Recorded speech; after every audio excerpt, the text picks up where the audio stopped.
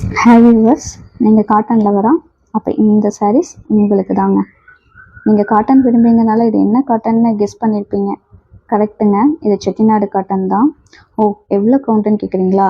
100 கவுண்ட்டுங்க. So quality நீங்கள் பார்த்தாலே தெரிஞ்சிருப்பீங்க. உங்கள் ஃபேமிலி மெம்பர்ஸ், ஃப்ரெண்ட்ஸ் யாராவது காட்டன் லவர்ஸ் இருந்தாங்கன்னா இந்த வீடியோ கண்டிப்பாக ஷேர் பண்ணுங்கள்.